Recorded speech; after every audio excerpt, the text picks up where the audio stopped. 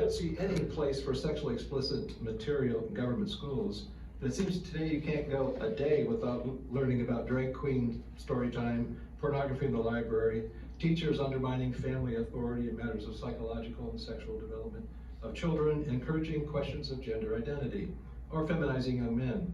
I can't know if it's going on in Amherst County, but I'm sure the pressure is coming if it's not already here, which is why I'm strongly in favor of the safeguards to make sure that it doesn't, and I believe the opt-in policy is a great place to start. The fact is, this policy affects more than just anatomy and English classes. It affects us. Implementing this opt-in policy will not help solve the staff shortage issue we continue to experience. No one wants to work in a place that is micromanaged. We already have enough forms to fill out. Please do not add any more. I'm not misinformed. This board was elected to represent all students, not a political party and its agenda, but that has turned out to be a lie.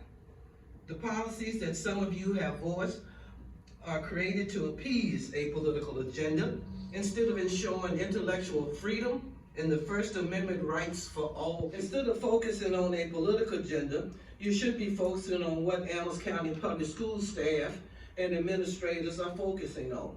Closing the achievement gap, mental health issues, and suicide rates are increasing among our youth across our country. It's fair to say that the people of Amherst County affirmatively do not want sexually explicit material in classes.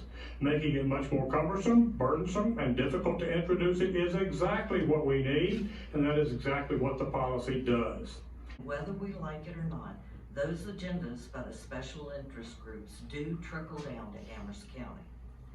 That's why I endorse the opt-in policy for sexually explicit material. The point of the opt-in policy is to set ground rules for educators who are here or who may come into our school in the future as to how Amherst County wishes to treat sexually explicit material.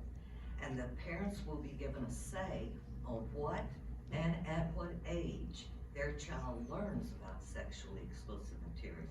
The policy was adopted in good faith to set ground rules and future expectations and provide recourse if something goes wrong. We don't need this policy.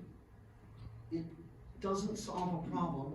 It simply creates more paperwork and hangs a sword of Damocles over every teacher to make sure that she communicates with all parents just so that she doesn't violate any rule. Policy is nonsense.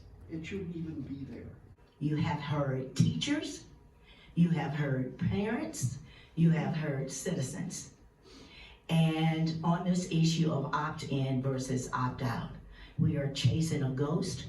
I think the common agreement is there is no sexual explicit materials, but yet because Florida is doing it, and it's the right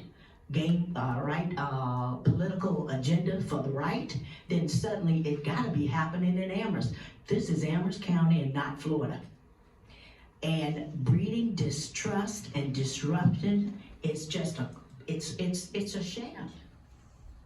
And then we quickly made some adjustments in our meeting when we were working on it, and we shifted it to an opt-in, and I can only speak for myself.